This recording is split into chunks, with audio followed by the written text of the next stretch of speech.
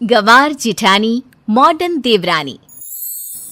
अर्पिता की शादी राकेश से तय होती है, जो एक सरकारी नौकरी करता था। अरे चाची, अर्पिता इतनी सुंदर, पढ़ी लिखी और मॉडर्न लड़की है, फिर कहाँ आप इसकी शादी ऐसे घर में कर रही हैं? अरे लड़का सरकारी नौकरी करता है, इंजीनियर है, खूब कमाता है, खूब मेहनत की है लड़के ने इस नौकरी के लिए। अर्पिता भी राकेश को पसंद नहीं करती थी, लेकिन पिता ने हाँ कर दिया तो शादी के लिए मन मारकर तैयारी कर रही थी। हाँ माँ, चाची ठीक ही तो कह रही हैं। पता है मेरी सहेलियों के पति कितने मॉडर्न हैं। अरे देख बेटा, तू मॉडर्न है ना, वो पढ़ने लिखने वाला गांव का होनहार लड़का है, तू जैसा रखेगी रहेगा। अब तक कोई उसकी केयर करने वाला नहीं था, है तो सिर्फ एक भाई भाभी, और माँ पिता तो गांव में ही रहते हैं। अर्पिता का मुंह बन जाता है। वो पिता के फोन से राकेश का नंबर लेकर उसे मिलने के लिए बुलाती है। आज तो मैं उसे साफ साफ मना कर दूंगी, मुझे नहीं करनी शादी। शक्ल देखी है ना, कपड़े पहनने का तरीका है ना बोलने का। अर्पिता राकेश से मिलने जाती है। अब क्या हो गया, आपने मुझे अर्जेंट मिलने को बुलाया, सब ठीक तो है ना? हाँ सब ठीक है, पर मैं आपसे कुछ कहना चाहती हूँ। आप ना इस शादी से मना कर दे। राकेश की आंखें अर्पिता की इस बात से लाल हो जाती है। वो रूंधे गले से कहता है, लेकिन शादी की सारी तैयारियां हो गई हैं। मैंने आपके साथ एक अच्छे भविष्य का सपना भी देख लिया है। ऐसा मत करिए प्लीज। माँ पिता के अलावा मैंने किसी को दिल से अपना माना है तो वो आप ही है। देखिए, मुझे आपसे कोई समस्या नहीं है, लेकिन आप मेरे जैसे नहीं हैं। मैं मॉडर्न लड़की और आप। मैं आपसे वादा करता हूँ, जब तक आपके लायक नहीं बन जाता मैं कभी आपसे बीवी का हक नहीं मांगूंगा। अर्पिता राकेश का प्यार देखकर पिघल जाती है और शादी के लिए हाँ कर देती है। दोनों की शादी हो जाती है, लेकिन शादी के बाद राकेश की भाभी, जो कि पूरी की पूरी देहाती थी। ए राकेश, उठ, जब पानी भर कर ला, और तेरी बीवी को बोल के चूल्हा लगा दिया है, रोटी बना ले। क्या है ये सब, और तुम्हारी भाभी इस तरह चिल्ला क्यों रही है? अब क्या करूं, भाभी ही खाना बनाती है और मुझे पढ़ने के लिए इस घर में रखा, तो मैं घर का सारा काम कर देता हूँ। अब तुम आ गई हो, अपने तरीके से देख लो। ये मकान तो तुम्हारे पापा ने बनवाया था ना, शहर में, ताकि बेटा पढ़ाई कर सके। हाँ, पर भाभी ही पूरे घर में रहती है। ठीक है, देखो अब। अर्पिता बाहर जाती है। सूट पहनी अर्पिता को देखकर जेठानी का पारा हाई हो जाता है। ए शहर की हीरोइन, यहाँ ना चलेगा ये सब, समझी? साड़ी पहनो, साड़ी। वो नारंगी वाली निकाले हैं तुम्हारे लिए, जिसमें हरे रंग का फूल बना है, और सीधे पहुंचो रसोई में। मेरे आगे नहीं चलेगा ये सूट बूट का नाटक, समझी? देखिए भाभी, आप बड़ी हैं, आपने राकेश की पढ़ाई में मदद की, लेकिन ये मकान इनके पिताजी का है, तो मैं अपना पोर्शन अलग कर रही हूँ। मैं आज से आपके साथ नहीं रहूंगी। जेठानी का तो मानो पारा ही हाई हो जाता है। और ऐसा कैसे नहीं रहेगी? हाँ, और कौन बोला कि राकेश अलग हो जाएगा? वो अपने भाई के बिना नहीं रहता। आज देखिए तो, देखिए कल के आई छोरी क्या बोल रही है। राकेश के साथ बात हो गई है, मैंने ऊपर का हिस्सा राकेश को दे दिया है, उसकी अपनी जिंदगी शुरू हो रही है, तो अच्छा है ना कि अब रसोई भी अलग हो जाए। अर्पिता राकेश की ओर फक्र से देखती है कि उसने अर्पिता के लिए स्टैंड लिया। अर्पिता बाजार में जाकर सारा रसोई का सामान ले आती है। पिता के दिए सामान से घर सजाती है और अपने तरीके से पूरे घर की सजावट करती है। शाम को राकेश ऑफिस से आता है।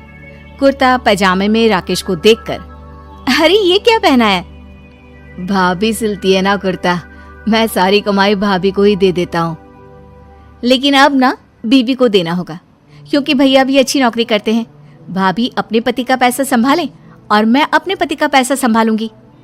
तभी भाभी आ जाती है। अरे देखो, बहुत हो गया। हाँ, अलग रहने तक तो ठीक था, लेकिन पैसा हम एक फूटी कौड़ी नहीं देंगे। बचपन से तुम्हारे पति को हमने पाला है, उसका हिसाब दो। अच्छा, हिसाब चाहिए? कितना पढ़ी है आप जो आपको हिसाब चाहिए? बड़े भाई हैं उनकी, जिन्होंने उन्हें पढ़ाया लिखाया, वो हिसाब मांगेंगे तो तो जरूर दे दूंगी भाभी। अरे देख, हाँ, अगर तूने पढ़ाई की है तो मैं भी अंगूठा छापना हूँ।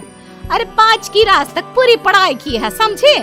वैसे भी कल इन लोगों के माँ बाबूजी आ रहे हैं गांव से, वही लोग ठिकाने लगाएंगे तुझे।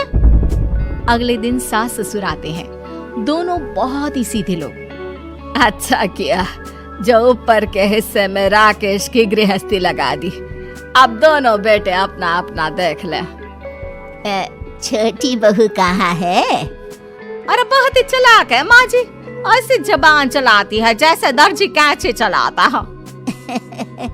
वैसे बहू तुम भी कम नहीं थी। और सुनाओ। तभी छोटी बहू सास ससुर के पैर छूकर उन लोगों को चाय और नाश्ता देती है। माँ जी, आप थक गई होंगी, मैं खाना लगा देती हूँ, ऊपर आ जाइए चाय पीकर। अरे बस बस, यही रहेंगे वो, क्योंकि बड़ी बहू मैं हूँ। हमेशा से इनके माँ बाबूजी मेरे पास ही आए हैं। चलिए माँ जी, आप ना किचन में खाना बनाइए, मैं जरा बाजार होकर आती हूँ और फिर साथ में खाना खाते हैं। जेठानी बाजार निकल जाती है और सास ससुर बेचारे घर पर अकेले। फिर दोपहर को, माँ जी, मैंने आप सभी के लिए खाना बनाया है। माना मैं छोटी हूँ, लेकिन अच्छा लगेगा अगर आप लोग मेरे साथ रहें। वैसे भी यहाँ है कौन बेटा, चलो ऊपर राकेश के पास ही चलते हैं। सास ससुर दोपहर का खाना खाकर वहीं आराम करने लगते हैं कि जेठानी आ जाती है। अरे वाह, ये तो वही बात हुई ना, कल की आई को पूरा परिवार और हम अकेले के अकेले। भाभी देखिए, परिवार में प्यार से रहा जाता है, ना कि चालाकी से।